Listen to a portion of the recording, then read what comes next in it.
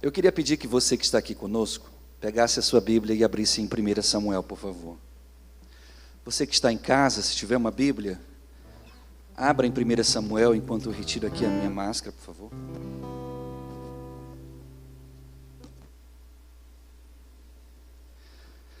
Eu não tenho como falar como uma mãe, porque só uma mãe consegue realmente falar do que é ser mãe.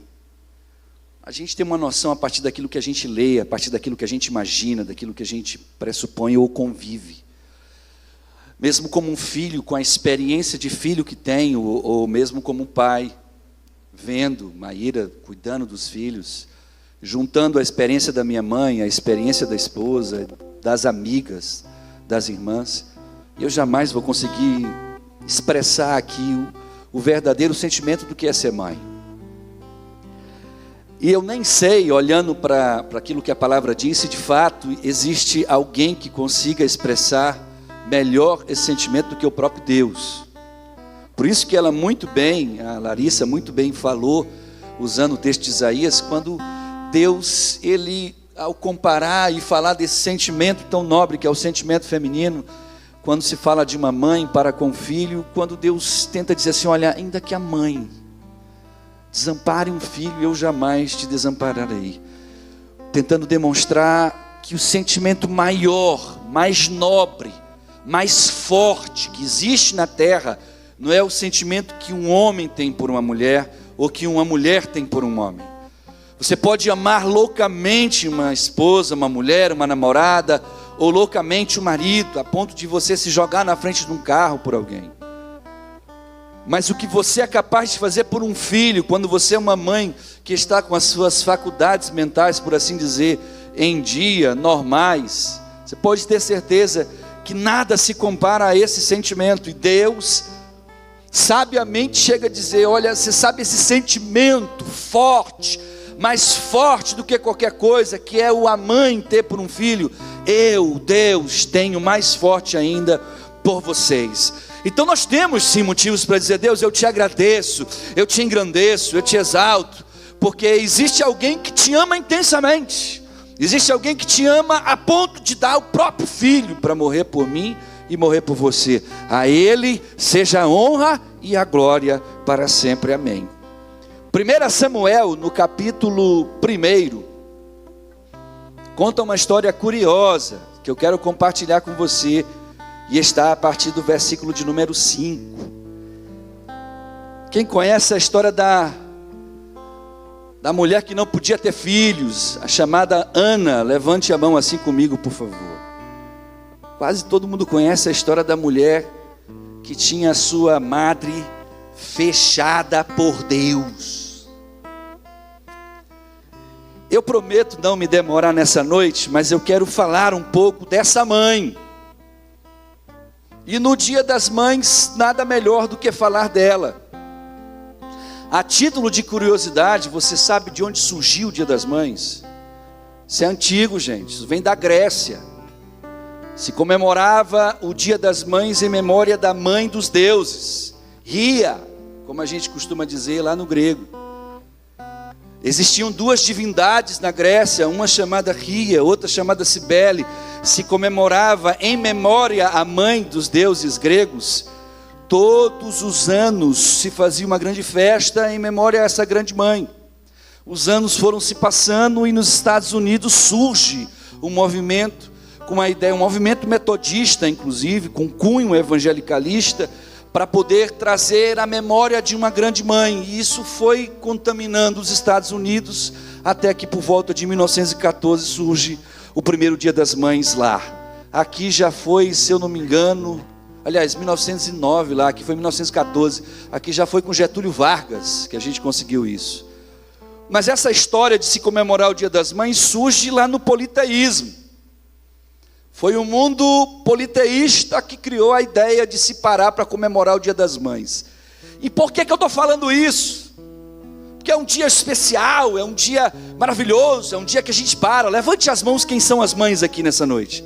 É o seu dia, né? É o dia das mães. Mas eu quero lembrar uma coisa que eu ouvi hoje de manhã de Maíra.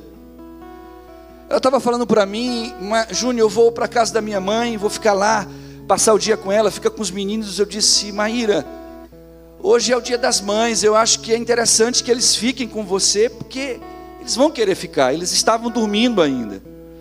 E ela disse uma frase que é verdade. Ela olhou para mim e disse assim: quer que eu te seja sincero? O dia das mães para mim é todos os dias. Todo dia eu sou mãe desses meninos. Até o último dia da minha vida eu sou mãe desses meninos. Então todos os dias eu tenho motivo, e o mundo poderia parar e comemorar o nosso dia. E é verdade, porque ninguém nessa terra, e é o próprio Deus que demonstra isso, consegue amar com tamanha intensidade, consegue cuidar com tamanho zelo de alguém mais do que a própria mãe. Quem é mãe entende isso, diga glória a Deus. Vocês entendem isso melhor do que qualquer pessoa. Mas eu quero rapidamente trazer uma palavra nessa moça chamada Ana. Versículo 5 do capítulo 1 de Samuel diz assim: a Ana, porém, dava porção dupla, porque ele a amava, ainda que o Senhor lhe tivesse cerrado a madre. A sua rival a provocava excessivamente para irritar, porque o Senhor lhe havia cerrado a madre. E assim fazia ele de ano em ano, e todas as vezes que Ana subia à casa do Senhor, a outra irritava, pelo que ela chorava e não comia. Olhe para mim. Irmão, imagina a situação. Um camarada naquela época podia ter várias esposas. Várias esposas. E esse homem chamado Elcana tinha duas. Uma chamada Penina e outra Ana. Penina lhe tinha dado vários filhos. Mas existia uma cultura que não era uma cultura divina, mas uma cultura regional. De que se uma mulher não pudesse dar filhos a um homem, ela era uma mulher maldita. Ela era uma mulher cuja bênção de Deus não estava sobre ela. E é curioso porque o texto fala algo que passa despercebido diante dos nossos olhos.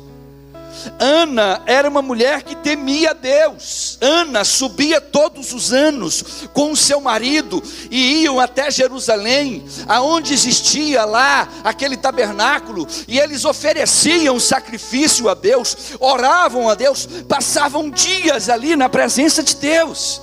Ela era uma mulher de Deus.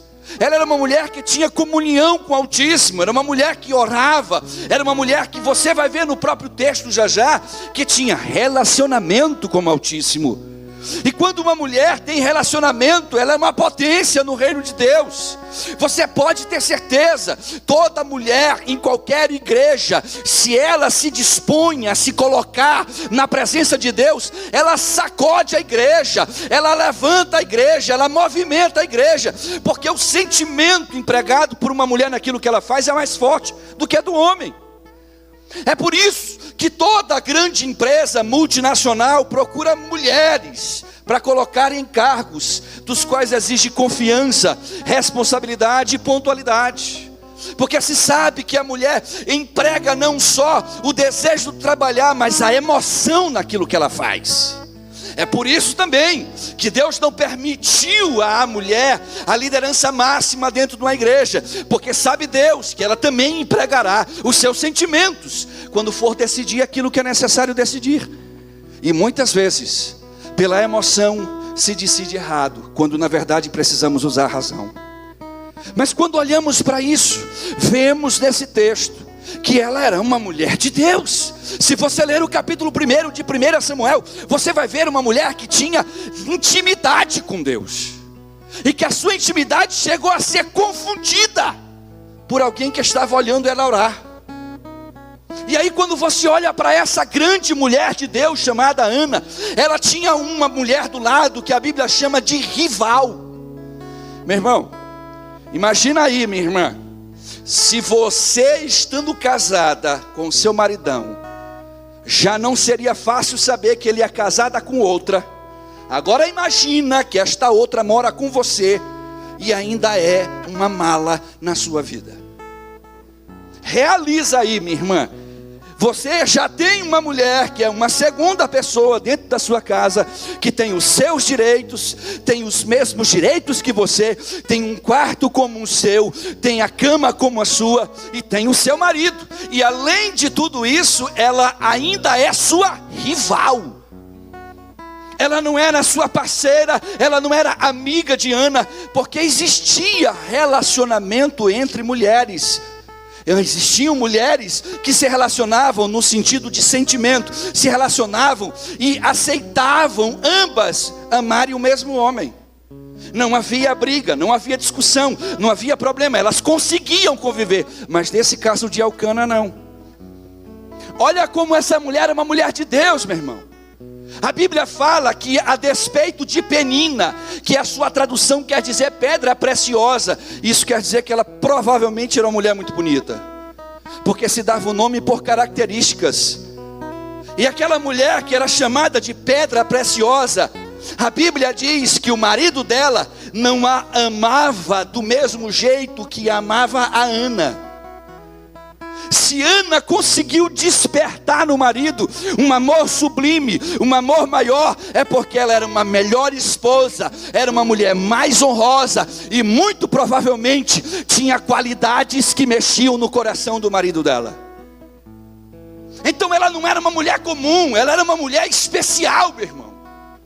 É aquela mulher que o cara dizia assim, e naquela época a coisa funcionava desse jeito: eu casei com Mariazinha aqui, Mariazinha não deu filho, eu devolvo ela e pego o meu dote de volta. Paguei por ela, quero de volta. Elcana poderia e tinha o direito legítimo na lei de Moisés de fazer isso. Devolve. A mulher não teve filho? Devolve, querido. Penina está tendo filhos, não está suficiente não, eu quero outro, então devolve Ana. Mas a Bíblia diz que Ana desejava intensamente ter um filho, e a despeito do desejo que ela tinha intensamente de ter, Deus havia fechado a madre dela. O texto faz questão de repetir 2 vezes: foi Deus que disse não para Ana. Senhor, me dá um filho. Não. O marido chega para ela e diz assim: Ana, acaso eu não sou melhor do que 10 filhos? Eu te dou porção se eu compro uma joia para Penina, para ti eu dou 2. Se eu compro uma roupa nova para Penina, para ti eu dou 2. Se eu passo uma noite com Penina com você, eu passo 2. Poxa, Ana, eu te amo mais do que Penina. Será que eu não sou suficiente para preencher a lacuna da ausência de você não poder me dar um filho? Elcana não lhe cobrava filhos. Escute o que eu vou lhe dizer. Eu conheço um casal em que está em vias de um divórcio, dentre outras circunstâncias, a principal dela, porque a esposa não lhe dá filhos. E eu estou diretamente tentando tratar esse casal, porque o marido diz: não, mas eu quero ter um filho, é desejo meu, eu tenho essa vontade, eu acho que é um direito meu, pastor. É natural de um homem querer ter uma progenitura, deixar um descendente, deixar alguém que carregue seu DNA, deixar alguém que possa dar continuidade à sua família, ao seu nome. Mas Elcana, ele era tão apaixonado por essa grande mulher. O brilho dessa mulher está lá em Provérbios no capítulo 31. Você quer ver quem é Ana? Vá para Provérbios, capítulo de número 31, e você verá quem é ela. Uma mulher que realmente trazia honra e graça à família e à casa do seu marido Elcana. E Elcana não cobrava dela filhos. Então você podia me perguntar assim: pastor, por que, pastor, que ela chorava tanto e sofria tanto por não ter filhos? Escute o que eu vou lhe dizer. Uma vez eu vi uma classe de debate de teologia, um colega meu de turma disse assim, a gente discutindo esse texto, ele disse ao professor: ela só quis ter um filho por birra. Falei: como assim por birra? Porque a outra, a Penina, tinha filhos, então ela queria mostrar que também ela conseguia. Ei, olhe para cá, Deus não entra em birra de ninguém. Crente birrento, Deus não entra na briga. Crente mimado, que fica querendo usar Deus para mostrar que é Ele que manda, que tem o sabor de mel, que eu vou dançar em cima e você vai me olhar lá de baixo. Deus não entra nisso, nem faz isso. Não, mas Deus vai te colocou, foi para humilhar. Deus não vai te levantar para humilhar ninguém, meu irmão. Sai dessa, porque Deus não faz isso. Essa é uma história do neopentecostalismo, uma doidice que surgiu lá dentro, mas não é na Bíblia. A Bíblia fala é o contrário. Aqueles que se humilham diante de Deus, Ele os exaltará. Louvado seja o nome do Senhor. É Ele quem faz isso. Mas Ele não vai te colocar para humilhar, Ele não vai te colocar para pisar. No dia que Deus te tirar do local de humilhação que você está, para te colocar no lugar de exaltação, não é para você humilhar ninguém, não é para você pisar ninguém, é para você ser um tipo de farol que vai iluminar onde você está, e as pessoas vão olhar em você, não é a sua exaltação, mas o brilho de Deus na sua vida. Eles vão olhar e dizer assim: ali tem Deus nesse negócio, ali foi Deus, então a Deus seja a honra e a glória pela sua vitória. Aleluia. Deus não faz isso, então não podia ser por isso que Deus atentou a oração dessa mulher. Pastor, então por que ela queria tanto ter uma filha? Era por birra, pastor. Não podia ser por birra, porque quando ela teve a Samuel, quem tem birra e deseja, não entrega aquilo que é o fruto da sua vitória, não dá de graça. Você passa uma vida inteira querendo aquela bênção. Quando você recebe, você vai dar a bênção, meu irmão? Você vai descartar a bênção? Você vai jogar fora a bênção? Você se agarra nela e não dá para ninguém. Mas é quando a sua motivação é a motivação de Ana. Ana queria ser mãe.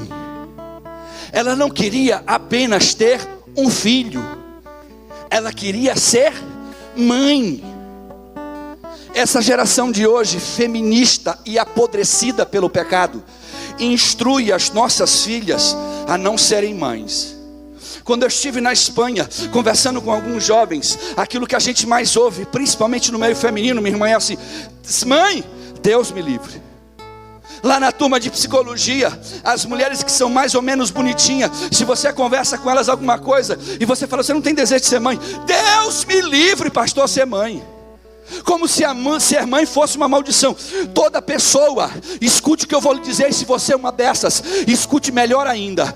Toda mulher que pode ter filho, que é casada e não o quer, de duas uma: ou ela está evitando, porque não tem condição nenhuma de ter esse filho, não consegue dar ao filho a menor condição de vida, ou ela é doente emocionalmente pelo pecado do feminismo.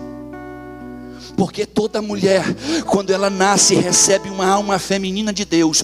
Quando Deus coloca aquele pozinho chamado mãe no coração de uma mulher, querido, o desejo de toda mulher quando se casa é ser mãe. E não existe coisa mais linda. Eu lembro quando o Juju chegou em casa, eu me tornei um zero à esquerda e à direita. Eu podia passar a semana fora de casa, contanto que Juju estivesse no colo de Maíra, estava tudo bem. Porque as atenções, é por isso que tem casamento que até se destrói, porque a mulher volta as atenções para aquela criança, a mulher se dedica integralmente a essa criança. É assim ou não é, senhoras, mães? Se faz isso.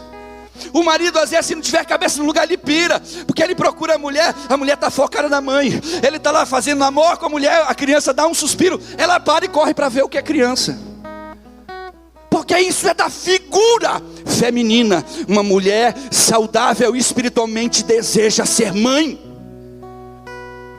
Uma mulher que não deseja isso no seu coração, há algo que precisa ser tratado. Algum trauma de infância, algum problema psicossomático aí escondido, alguma influência maligna de Satanás, ou mesmo o pecado. Mas uma mulher que ama a Deus, ela deseja cumprir o chamado de Deus. Deus disse a Adão e a Eva: olha, está aqui a tua mulher, ela agora é osso dos teus ossos, né? Então crescei e multiplicai. Deus chamou as mulheres para a multiplicação. Existe um fator em espiral invertida num país como, por exemplo, Espanha, em que a quantidade de idosos hoje já está ficando superior à quantidade de crianças e jovens. Isso quer dizer que em 30, 40 anos não existirá mais força de trabalho num país de primeiro mundo como a Espanha. Porque as mães espanholas, ou por que não dizer assim, as mulheres espanholas não querem mais ser mães. Por quê? Porque são influenciadas pela mídia de que ser mãe é tolice, de que o aborto é uma coisa maravilhosa. E coisas como essas das quais, mas quando eu olho para Ana, eu vejo uma mulher de Deus que queria ser mãe. Olhe para o texto. 1 Samuel, capítulo 1. Diz assim o versículo de número 8. Então Eucana, seu marido, lhe perguntou: Ana, por que choras? Por que não comes? Por que está triste no teu coração? Não te sou melhor do que 10 filhos? Então Ana se levantou depois que comeram e beberam em Siló. Ora, Eli, sacerdote, estava sentado numa cadeira junto a um pilar do templo do Senhor. Ela, Ana, com amargura de alma, orou ao Senhor, chorou muito e fez um voto dizendo: ó Senhor dos exércitos, se benignamente atentares para a aflição da tua serva, e de mim te lembrares, e da tua serva não te esqueceres, mas a tua serva deres um filho, ao Senhor o darei todos os dias da sua vida, e sobre a sua cabeça não passará navalha. Diga glória a Deus por isso, meu irmão. Você sabe o que ela está fazendo aqui? Quem já fez um voto ao Senhor? Levante a mão, por gentileza. Dos que levantaram a mão, quem cumpriu esse voto aí? Levanta a mão de novo. Diminuiu, né? Escuta o que eu vou dizer. Existem 3 tipos de pessoas quando a gente fala de voto. Aqueles, Rose, que olha para o voto e diz assim: eu não vou nem fazer, porque eu acho que se eu não conseguir eu estou roçado. E por temor nem faz. Prefiro nem fazer porque eu já sei que eu sou vacilão. Aí tem aqueles outros que dizem assim: eu faço, não tem medo de fazer. Não faz, Deus honra e Ele não cumpre. E a Bíblia diz assim: ai daquele que faz um voto com o Senhor e não cumpre. Melhor era que não o tivesse feito. Não faça voto com Deus para não cumprir, porque a porca entorta, querido, e o pescoço quebra. Você pode ter certeza disso. Mas há aquele terceiro tipo de pessoa que diz assim: Deus, eu estarei fazendo isso diante de ti se tu fizeres isso. E quando Deus vai lá e honra, a pessoa com fé, responsabilidade e honra a Deus, vai lá e cumpre o voto que fez. A Bíblia fala que essa mulher orou e chorou com amargura de alma. Você tem ideia do que é isso aqui, meu irmão? Você tem noção do que é orar com amargura de alma? Quem já entrou num quarto tão abalado emocionalmente, se sentindo tão destruído emocionalmente, que quando dobrou os joelhos já foi dobrando chorando, e não conseguia falar nada, porque quando tentava falar balbuciava choro e lágrima. Quem já experimentou isso diante de Deus? Então se você experimentou, você sabe o que é isso. É um choro tão desesperador que a alma produz, que você não consegue falar. Você não tem cognitividade motora, você não tem capacidade de movimentar os músculos da face e gerar com capacidade lógica o que você quer falar, porque a sua alma está embebecida de tristeza. E ela estava assim, sabe aonde, querido? No templo do Senhor. Meu irmão, não tem coisa melhor lugar do que você chegar na casa de Deus para orar. não tem lugar melhor do que você chegar num canto e dizer assim: eu quero falar com Deus. A Bíblia diz que Eli, o sacerdote, estava encostado em uma das colunas daquele tabernáculo, e ele estava ali observando do templo essa mulher chegando. A mulher chega, se encosta assim perto do templo, porque dentro ela não poderia entrar, e ela ali se encostando, dobra os seus joelhos e começa a chorar amargurosamente, derramando a alma a Deus. Sabe por quê? Porque ela era uma mulher de Deus, que estava pedindo para Deus algo que Deus tinha dado à mulher, o privilégio de ser mãe, mas que a ela Deus tinha negado. Olhe para cá, deixa eu lhe dizer uma coisa: nem sempre que você ouvir um não é o ponto final na história da sua vida. Sabe aquela frase que a gente fala, que eu falo assim: se Deus lhe disser não, é não. Mas deixa eu te contar uma coisa: algumas vezes na Bíblia você vai ver, em raras exceções, que Deus diz não a alguém, não porque está colocando um ponto final, mas porque está levando essa pessoa a passar por um caminho que chegará à intimidade plena com Deus. Talvez o não que você está ouvindo de Deus não seja para encerrar a história que você está vivendo, mas pelo contrário, talvez Deus queira ver nessa história como você vai proceder e como será o teu caminhar, para então Ele dizer: agora você está preparado, agora você está capacitado, agora você está madura para isso. Então por isso, este ponto que existia está sendo tirado e a sua história continuará. Louvado seja o nome do Senhor. E no caso de Ana foi deste jeito. A Bíblia fala que Ana orou. Olhe para o texto, versículo 12.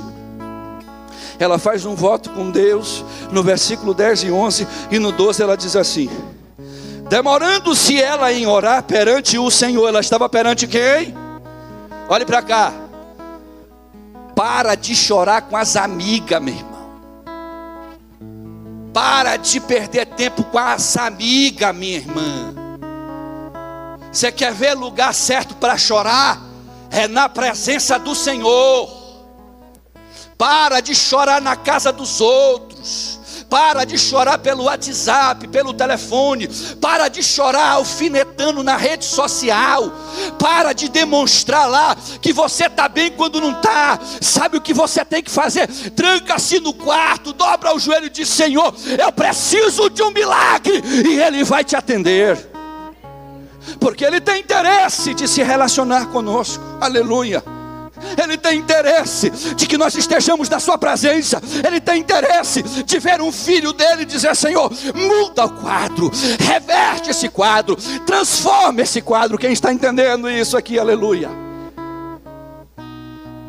O texto diz que demorando-se ela em orar perante o Senhor, Eli prestou atenção na sua boca. Ana falava só com o que, irmão? O que diz aí o texto? Versículo 12. Com Corá.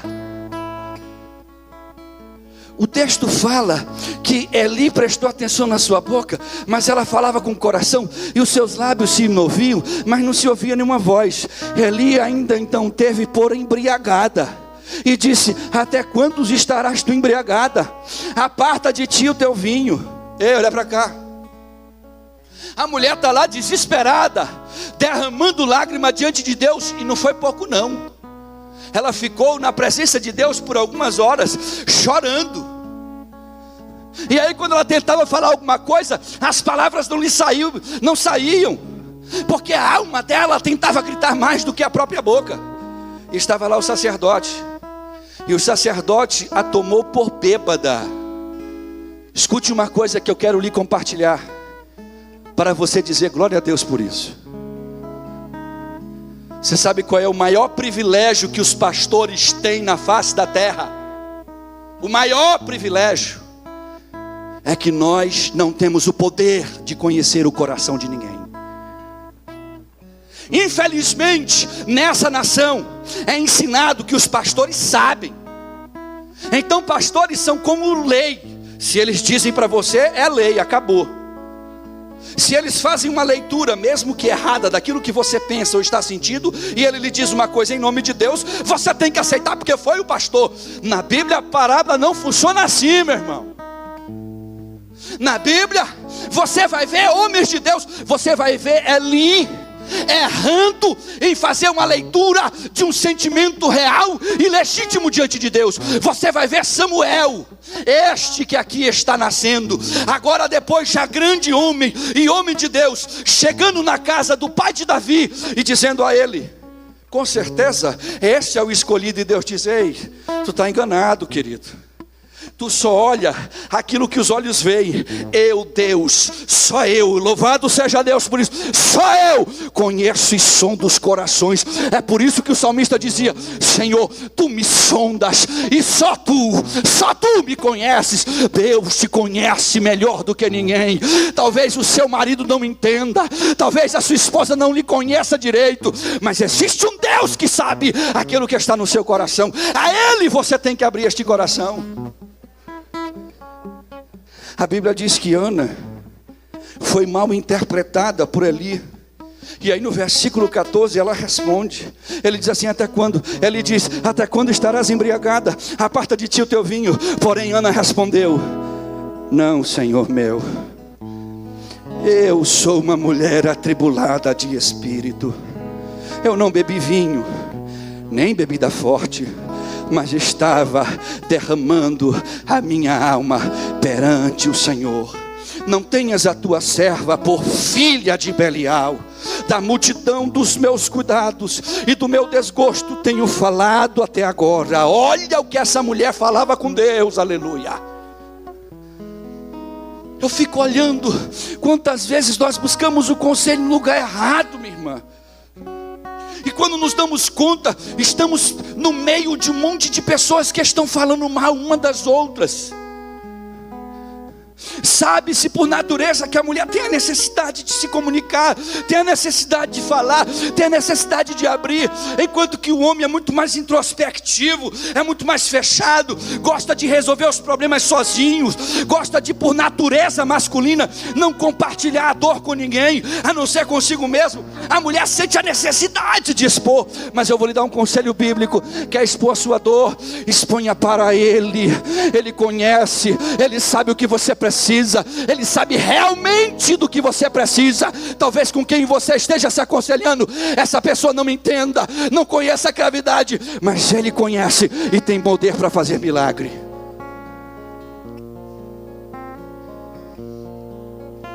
O versículo de número 17 diz que Eli respondeu assim. Então ele lhe respondeu assim: vai-te em paz, e o Deus de Israel te conceda a petição que lhe fizeste. Disse ela: ache a tua serva graça aos teus olhos. Assim a mulher se foi no seu caminho e comeu, e o seu semblante já não estava mais. Olhe para cá. Quer que a sua história mude? Quem quer que sua história mude porque precisa, diga glória a Deus. Eu quero, pastor. Quer? Quer que o semblante mude? Quer que aquilo que é tristeza se transforme em alegria? Quer que aquilo que está fazendo você chorar passe a você se alegrar? Busque no Senhor aquilo que você precisa. É nele, é por ele, é através dele que nós conquistamos os nossos milagres. É através dele que nós alcançamos aquilo que nós precisamos. Não é em outro canto. A Bíblia fala que ela entra na presença de Deus com a sua alma amargurada, mas quando ela sai, já não havia mais semblante de tristeza, já não havia mais lágrima, já não havia mais choro. É por isso que a Bíblia diz: na presença do Senhor há fartura de alegria. Louvado seja o nome do Senhor. Quem crê que Deus responde oração aqui? Você crê realmente nisso? Fique de pé os que creem aqui na igreja, por favor.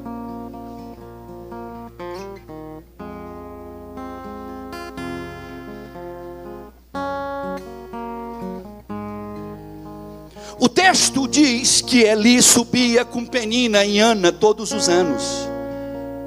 e que todos os anos ela chorava diante de Deus.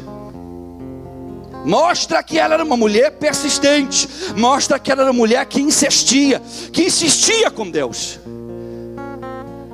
Mas um belo dia, a sua alma se rasga diante de Deus. E ela não se contendo mais diante desse Deus, ela diz para Deus: Deus, atende ao meu pedido. A minha alma está amargurada. A minha alma está deslacerada, Senhor. Tudo que eu quero é poder ser mãe. Tudo que eu quero é que essa maldição de eu não poder ter filho acabe. Olhe para a Bíblia, se você estiver com ela. O versículo 19 diz assim: levantaram-se de madrugada, adoraram perante o Senhor, e voltaram, e chegaram à sua casa em Ramá. Então Eucana teve relações com Ana, sua mulher, e o Senhor se lembrou dela. Passado algum tempo, Ana concebeu e deu à luz a um filho, chamando-o de Samuel e dizendo: tenho pedido este ao Senhor. Você sabe quem era o Deus de Ana? É o mesmo Deus que você serve aqui nesta noite. Você sabe quem era o Deus desta mulher? É o mesmo Deus que tem visitado você no seu quarto.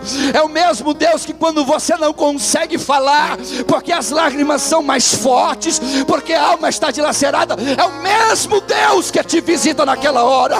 E este Deus que visitou Ana naquela oração, que escreveu no seu caderninho: eu preciso atender aquele pedido.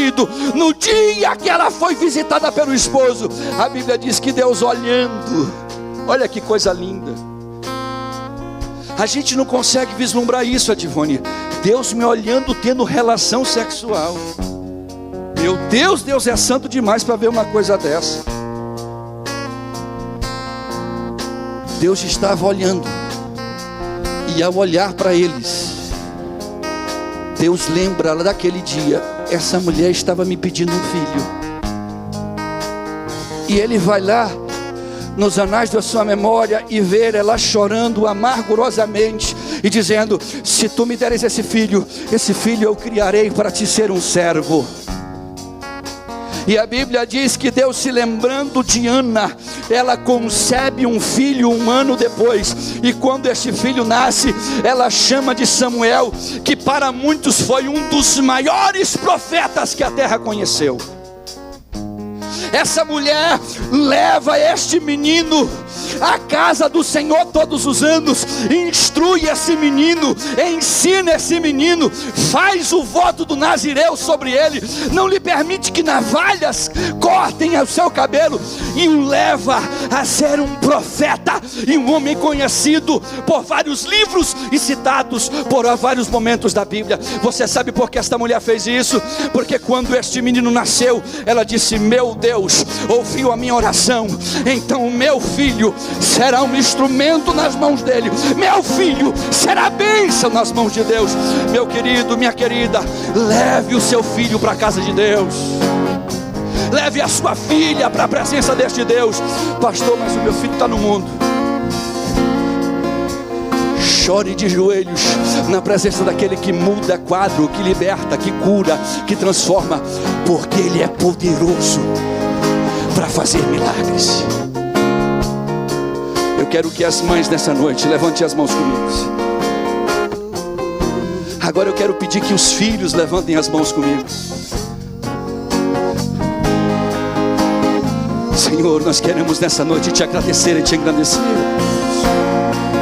porque aqueles que não são mães são filhos de uma mãe. Aqueles que por algum motivo não têm, meu Deus, um filho, mas são filhos de alguém. Então nós somos privilegiados, Deus, e nós te engrandecemos, Pai. nós viemos nessa noite te oferecer este culto. E assim como Ana na tua presença orou, nós oramos e te pedimos, Deus, toma as vidas das mães dessa nação nas tuas mãos. Toma as vidas das mães desta casa nas tuas mãos. E nos ensina, e ensina cada uma destas mães a ensinarem esses filhos, a instruírem estas casas, para que estas casas sejam casas de Deus, para que os seus lares sejam lares de Deus, e essas crianças cresçam desejando serem homens e mulheres de Deus desta terra. Deus, nas tuas mãos eu entrego as mães, nas tuas mãos eu entrego as filhas, eu entrego os filhos e os filhos, e te peço, Deus, que a tua bênção esteja sobre nós, que a tua bênção, assim como foi como Ana, seja com cada mãe, não só aqui, mas em toda essa nação. Em nome de Jesus, nós oramos a ti e cantamos ao teu nome. Adore a Ele, adore a Ele.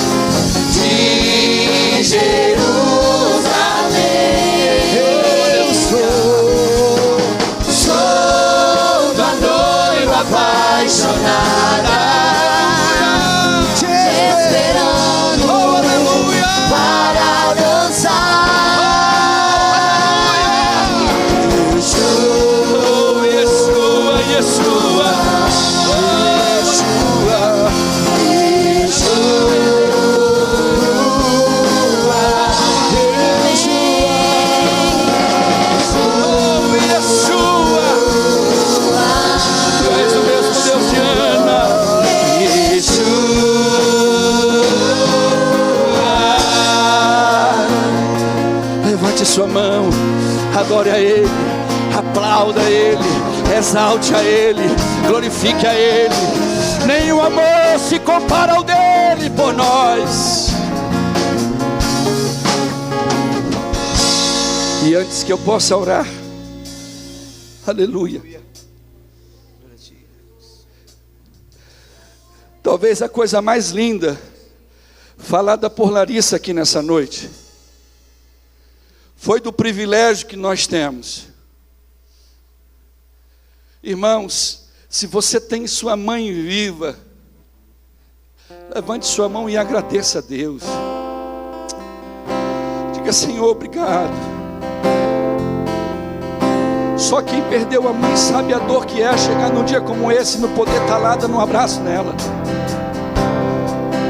Então, se você é um desses privilegiados, exalte a Ele, seja grato. Senhor, eu te agradeço. Pastor, mas eu nunca tive mãe, eu fui abandonado. Pastor, eu fui quase abortado. Ei, deixa eu lhe dizer uma coisa: você tem uma grande mãe e um grande pai. O nome dele é Adonai e Ele te ama demais. Ainda que a vida tentou te matar, a vida não conseguiu, porque existia um pai, que é uma mãe, que é um grande Deus, que disse: esse não, porque te amava.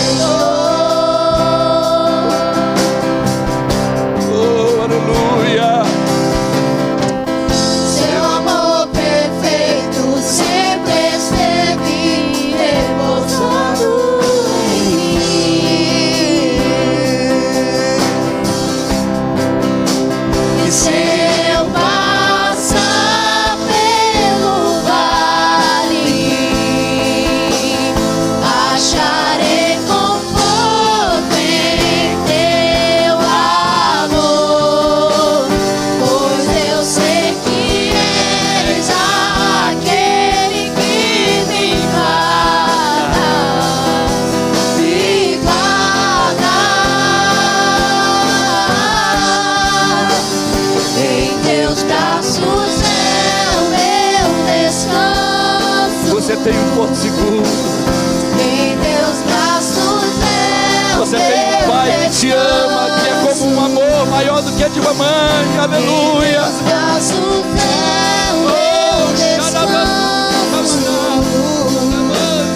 Em teus braços é o meu descanso. Seguro estou Nos braços daquele que nunca me deixou.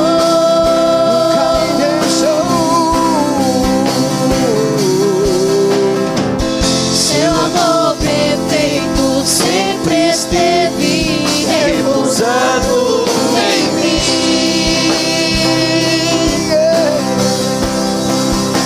E se eu passar pelo vale,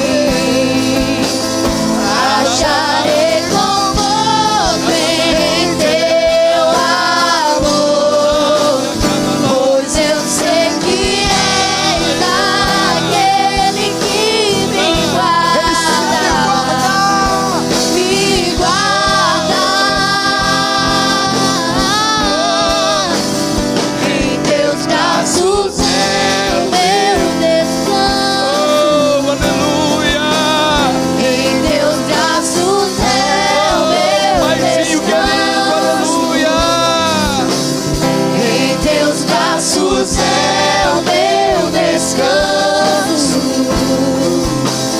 Em teus braços é o meu descanso. Recai em tua graça. Aleluia, aleluia, aleluia. Recaio de novo em tuas mãos. Eu recaio em ti, recaio em tua graça.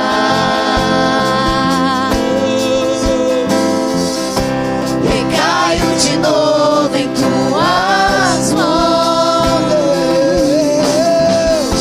Recaio em tua graça. Graça maravilhosa, graça. Recaio de novo em tuas mãos. Eu recaio em ti, recaio em tua graça. Superabundante graça. Recaio de novo em tuas mãos. E se eu passar pelo vale,